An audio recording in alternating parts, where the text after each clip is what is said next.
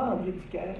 L'UNAP veut rendre hommage à un haut fonctionnaire de carrière qui a fait preuve dans l'exercice des responsabilités importantes qui lui ont été confiées au sein de la fonction publique québécoise, de qualité exceptionnelle, qui en font un modèle pour l'ensemble des gestionnaires publics. Même s'il a consacré l'essentiel de sa carrière à la gestion publique et qu'il y a assumé des responsabilités parmi les plus importantes que l'on puisse confier à un administrateur public, André Dicker est tout sauf un personnage public. Comme la plupart des fonctionnaires, il a toujours travaillé dans l'ombre, connu des seuls initiés, sans jamais rechercher à se faire connaître et reconnaître sur la scène publique. L'hommage que nous lui rendons aujourd'hui n'en est que plus pertinent. Il appartient à une institution comme la nôtre, qui forme, on vous l'a dit, depuis 40 ans des gestionnaires publics, de célébrer les réussites exceptionnelles de ces hommes et de ces femmes qui incarnent dans la discrétion l'idéal de compétence et les valeurs de service public. André Dicker est un de ces héros trop peu connus, dont la carrière et les réalisations suscitent notre admiration.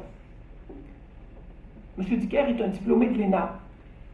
Nous en sommes d'autant plus fiers qu'il est sans doute celui de nos diplômés qui a eu la plus brillante carrière de gestionnaire dans la fonction publique québécoise. Il y a œuvré pendant 35 ans, dont plus de 20 ans comme sous-ministre ou président d'organisme. À son apogée, il a occupé le poste le plus élevé et le plus exigeant de la fonction publique, soit celui de secrétaire général du gouvernement. Entré dans la fonction publique en 1970, il choisit 6 ans plus tard de mettre en veilleuse sa carrière professionnelle pour s'engager dans des études à temps complet en administration publique, à l'ENA, comme je vous l'ai dit. Il manifeste en cela 2 des traits qui le caractérisent. L'audace d'abord, parce qu'il fallait un certain culot pour délaisser, même temporairement, une carrière déjà bien lancée, pour choisir de parfaire sa formation en vue de se préparer à la gestion. Il montrait ainsi, et peut-être surtout, qu'il voulait être un véritable praticien réflexif, soucieux de combiner la réflexion et l'action.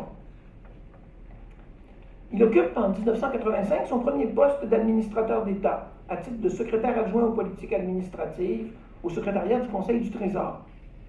Il a par la suite alterné entre des postes de commande au sein d'organismes centraux et des fonctions analogues au sein de ministères et d'organismes sectoriels.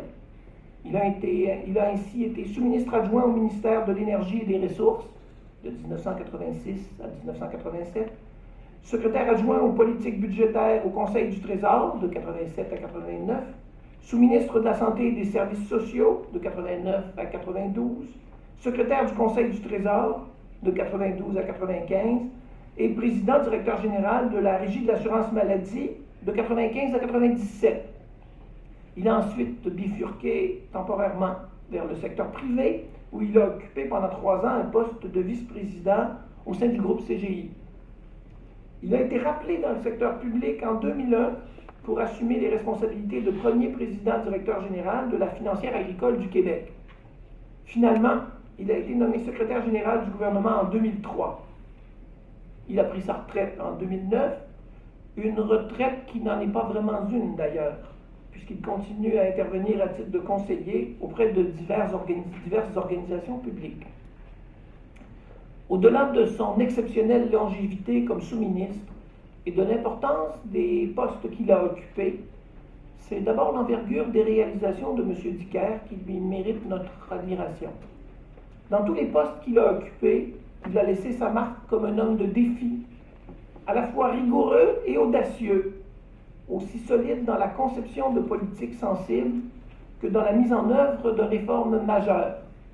On peut ainsi citer, parmi les réalisations associées à son leadership au ministère de la Santé et des Services sociaux, il a été l'artisan d'une transformation majeure du système de santé et de services sociaux, caractérisé notamment par le premier véritable effort de décentralisation de l'action régionale du ministère.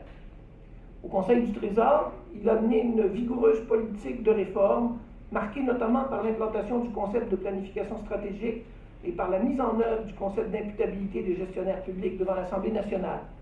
Il a d'ailleurs été le premier sous-ministre à se présenter devant la commission de l'administration pour rendre compte de son action. À la Régie de l'assurance maladie, il a réussi à implanter avec succès le régime d'assurance médicaments dans un délai de 6 mois, un tour de force compte tenu de la complexité du régime et du grand nombre de partenaires impliqués. Lors de son passage à CGI, il a notamment œuvré dans 2 dossiers majeurs de politique gouvernementale, d'abord à titre de commissaire à la commission Nicolet, chargé de tirer les leçons de la crise du verglas, puis comme président du comité de travail sur le transport ambulancier, qui a été à l'origine d'une réforme importante de ce champ d'activité. De retour dans la fonction publique, M. Dicker a présidé le groupe de travail qui a amené à la création de la Financière agricole du Québec, organisme dont il sera, je l'ai dit tout à l'heure, le premier président-directeur général. Finalement, les états de service antérieurs de M. Dicker et sa connaissance intime des rouages de l'appareil administratif québécois ont amené, en 2003, le nouveau gouvernement de M. Charest a lui confié la responsabilité de secrétaire général du gouvernement, premier fonctionnaire de l'État québécois et responsable de la coordination d'ensemble des politiques et de l'action administrative.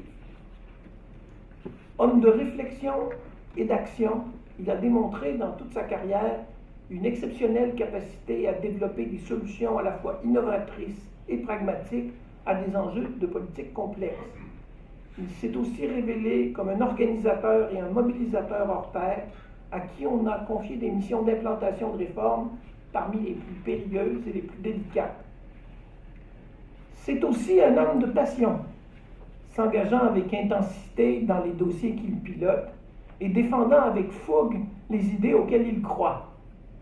Intense, il donne l'impression d'avoir une énergie inépuisable. C'est en outre un homme simple à qui le succès n'est jamais monté à la tête. Cela sans doute contribué à l'estime et à l'affection qu'on lui a portée partout où il est passé. Sa vision du rôle du fonctionnaire dans une société démocratique lui a permis de servir loyalement sous plusieurs gouvernements qui lui ont tous accordé leur confiance et ont reconnu chez lui une qualité essentielle, le sens de l'État. Les réalisations et les compétences exceptionnelles d'André Dicker sont une source d'inspiration pour l'ensemble de la communauté de l'ENA et pour le projet de formation qui nous anime.